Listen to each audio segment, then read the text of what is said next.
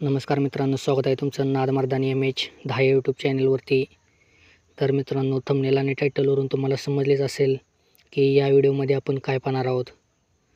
तर मित्रांनो, आता येत्या 27 तारखेला महाराष्ट्रातील सर्वात नामांकित असणारं व पारंपरिक बैलगाडा शर्यतीचं पुसेगाव हिंदकेसरीचं मैदान पार पडणार आहे. तर मित्रांनो, या मैदानासाठी बरेच टॉपचे नंदी देखील येणार आहेत आणि त्यातलाच आपल्या सर्वांचा लाडका मोहिल शेठ धुमाळ यांचा नवम हिंदकेसरी बकासूर देखील मित्रांनो या मैदानात आपल्याला 100% पळताना दिसणार आहे. तर मित्रांनो, बकासूर मैदानात असला की सर्व प्रेक्षकांना आतुरता लागते, ती म्हणजेच बकासूरचा पायरा कोणासोबत. तर मित्रांनो, हीच या व्हिडिओमध्ये आपण जाणून घेणार आहोत.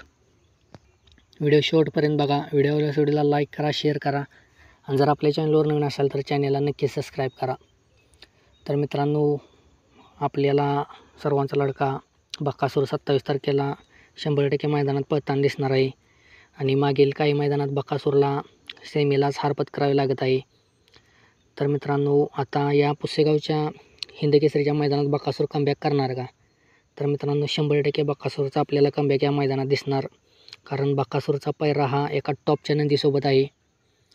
सर्वत्र चर्चा पसरलेली आहे की बकासूरचा पैरा जो असणार आहे तो नवीन नंदी असणार आहे. तर मित्रांनो, नवीन नंदी खरीच असणार आहे का आत्ता टॉपचा पळतो तो नंदी, त्यातला कुठला नंदी बकासूरसोबत पळणार आहे? तर मित्रांनो, आपल्याला मिळालेल्या माहितीनुसार बकासूरचा पैरा हा घोटचा सर्जा किंवा आत्ता महाराष्ट्रात सर्वात जास्त तुफान वेगाने पळत असणारा छत्रपती संभाजीनगरचा अर्जुन. मित्रांनो, या दोन्ही नंदीपैकी बकासूर आपल्याला एका नंदीसोबत या मैदानात पळताना दिसू शकतो. तुम्हाला काय वाटतं, बकासूर कोणत्या नंदीसोबत पळावा? आपल्याला कमेंटमध्ये नक्कीच सांगा. व्हिडिओला लाईक करा, शेअर करा.